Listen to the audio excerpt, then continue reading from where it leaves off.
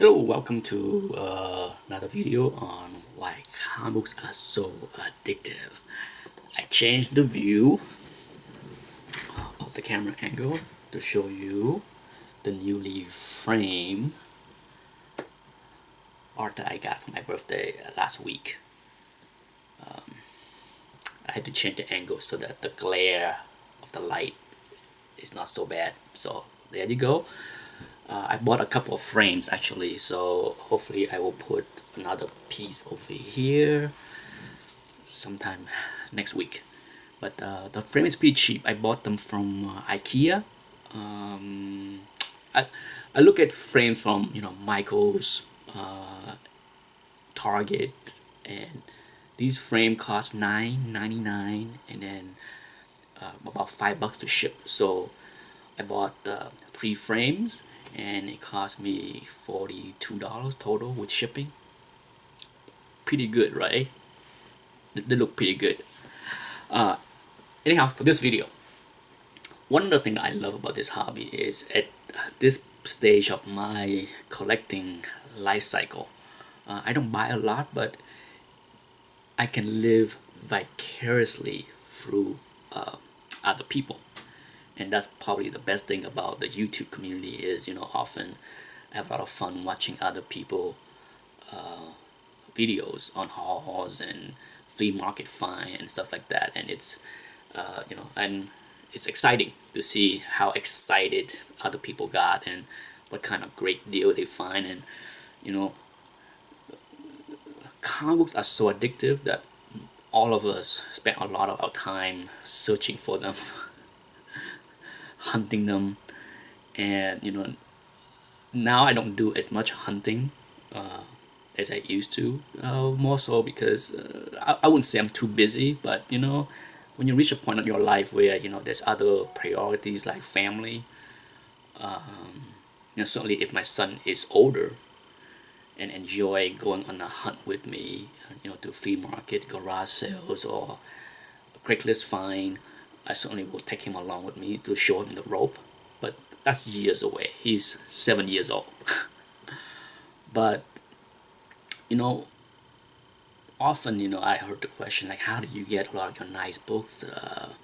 Sure, no doubt, some of the books that I have that you see in my videos are stuff that I paid a fair value for. Okay, whatever fair value that was last year or 5 years ago or 10 years ago. Some of the books are not bargains, but then many are also bargains. And I hunt a lot. I used to go on Craigslist way before it is today, where it is, I can tell you 10 years ago, or, well, 8 years ago, like I would go as far as say 8 years ago. If you go on Craigslist, you're not gonna see a lot of advertisement to buy comic books. Okay, I know locally, if I go on in Florida and to go on the Craigslist now, on a daily basis, there are multiple ads of collectors, speculators, dealers placing ads on Craigslist to trying to get people to sell them the collection. And that's how many people that go on Craigslist do it. I'm sure it's not a secret anymore. But 6 or 8 years ago, you hardly see any. Okay, you see some people trying to sell comic books, and that's how I got some of my biggest haul ever. I answer a lot of ads.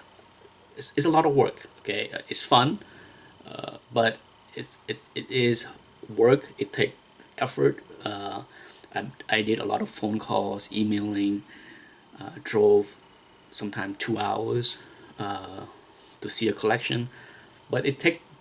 And the most important thing beside willing and able to drive 2 hours or so to see a collection is having the funds to make the buy if a deal look promising, right? There's nothing worse than showing up, take a look at a collection, and find out that it's not very good and you wasted your time driving there. But that's part of the game.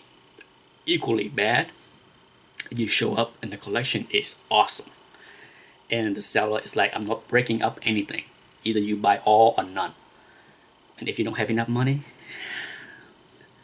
that's not a good thing. So it's one of those things where, you know, I always advise. In the old days, I advise a lot of my friends that if they stumble across something like that and they short of cash, give me a call. You know, I'd be more than happy to help buy the collection if I get a piece of the pie, right? And that has always been my offer to a lot of my friends over the years, is that, you know, hey, you know, go ahead and hunt, and if you see something, even if you don't want to buy it, refer me to it, and if I buy it, I kick you a piece of the pie. And I got a few leads that way also, you know, when some friends that do not collect at all run across somebody that they know that have a bunch of books that they want to sell, and I made the deal, and I give them $50. You know, hey, $50 is $50, right? Even if it's 10 years ago of like today, it's still $50. Nobody's gonna complain on that. But you know, now, like I said, I don't do a whole lot of hunting, and it's a lot of fun for me to see the, I wouldn't say younger. I think, for example, on YouTube, there are quite a few really good, hardworking Craigslist hunters out there, right? You have, for sure, the two that come to mind is Lightning 2288, I think, Rich. If you watch his channel, I'm sure, if you watch my channel, I'm pretty sure you subscribe to him already. He has some amazing, massive haul on Craigslist that are just awesome. And then you have Vin Crew, Mike, same thing. He has his hauls on Craigslist and his stories are just insane. I mean, to see how many books Vin Crew Mike has in his collection, and to hear that the most he ever paid for books is $30, boggles the mind. Okay, I'm like, wow, hats off to you, because if you have tens of thousands of awesome books and the most you ever paid for a book is $30, wow.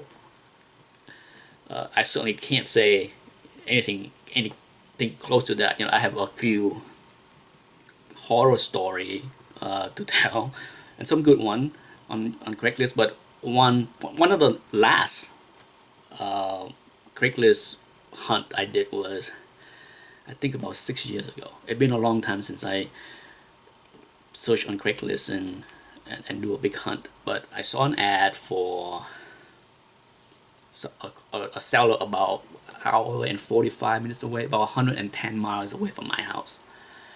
And he advertised that he has a full run of Spider-Man from 2 to 129, as well as full run of Fantastic Four, Avenger, Iron Man, you name it, all Silver Age stuff, all Marvel, thousands of books. And there was some fuzzy pictures, you know, of the book spread out. He advertised them as mint. Okay, so right off the bat, I know, okay, let's discount the mint nonsense. Okay, nobody have mint Silver Age, not in the thousands. If so, this is the pedigree worthy kind of collection. Wow, you know, so here I am, pouring all the money I can together so that I know that if, you know, if I show up and everything look great, who knows, it might cost tens of thousands, right? So I make the 2-hour drive, and the moment that I drove to his house, the moment that we went to the garage and he showed me the tub, my heart sank. Those big plastic tubs that you can see through them, from just that view, I can see that the books are not in bags or board, and they're all kind of like poorly placed flat on top of each other. Okay, I can just see that this is a mess in there. And once he opened the tub, wow, mint, not even one book is in fine condition. Everything was well loved, well read, with coffee stain, Kool-Aid stain, tear, rip, tape, food stain, pizza stain, you name it. There is no books, okay, from 2 to, I look at the tub that had 2 to 120 something. I didn't even bother asking for the other tub. Everything was in good to very good condition. Some are even faded because the covers are torn off. I mean, it was just, I mean, sure, him, his brother, and his friend must have read these things to death over the 30, 40, 50 years that he had them. So, wow, I mean, I was like, so I was being very polite. I'm just like, wow, I certainly don't think these are in mint condition. And, he was like, well, grading is subjective, blah, blah, blah. He started to go on about, I'm like, well, it's subjective, but when we're looking at a very good or good mint, is a huge gap. The subjectivity is not even close. And he asked me if I want to throw a number, like some kind of offer to him. I'm just like, there's no way. There's no way I can give you any kind of offer that would not sound insulting, because the value of something that is near mint to good is like 90%. Is a book can be 10%, can be worth 10% compared to a near mint condition book. If you have a book that's worth 200, a very good copy might be $20. So if I give you an offer based on what I think the grades are, you will be absolutely insulted, because you have this number in your mind of what you want for your collection, and I am 90% below it. Yeah, so altogether, I can see all the other tubs that are stacked up are in the same condition. They're all, nothing was in bags and board. I'm just like, how can, good God, and I told him, since I'm the first guy to show up, he should pay attention to what the other 3 or 4 people that he's told me are coming tomorrow. I said, listen, I'm not going to give you an offer, but you let's see what the other 3 or 4 people will say, because I think you will find out that they will agree with me that these books are not in very good condition, and the asking price is way too high for them. At that point, he got mad at me, and accusing me of wasting his time, blah blah blah. And I'm very politely, I kind of like say, I'm so sorry that you feel that way, but at the end of the day, I'm the guy that drove 2 hours down here, and now I had to drive 2 hours back to my house. I'm the one that wasted 4 hours of my time. Okay, so if you think that the 15 minutes that we're spending here is such a big waste of your time, I don't know what to say. So I went on the car, drove home. That's it. But prior to that, I have a better story, a happy ending story. Before I go, I'll give you a quick story. A few months before that deal, I saw another Craigslist listing, and this time it is about 45 minutes to an hour away from my house, and it's a storage locker. The guy stored something like 1,200 books, and I made the drive to see it, and I ended up buying the entire lot of something like 1,200 books, and about 1,000 of those books was Silver Age, Tale of Suspense, Tale to Astonish, even an Iron Man 1, a Silver Surfer 1, all kind of stuff. And I paid about $7 per book. So you can do the math yourself. It's one of those things where I saw the book, I saw the deal, and I had to make a tough decision then and there that, okay, either I pull the trigger now or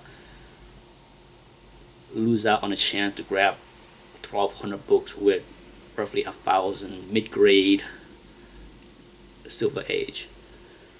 I pulled the trigger, and I was pretty happy in the end to get those books, because like I said, there was a Silver Surfer that I got that was about 5.5. I saw that. There was an Iron Man 1 that was about 5 also. There's lots of books. I still have about half of those books left in my collection, because the readers very good to fine minus condition, but Silver Age reader, Tales to Astonish, Daredevil. But you know, like I said, at the end of the day, for those that want to achieve the same kind of success, I wouldn't say luck, because you make your luck, like lightning or Vin Crew. You know, it's no secret to it. Do the work, make the effort. You know, it's if you love the hobby that much, it's fun. It's work. But it's fun work. Anyhow, that's it for this video. Thanks for watching.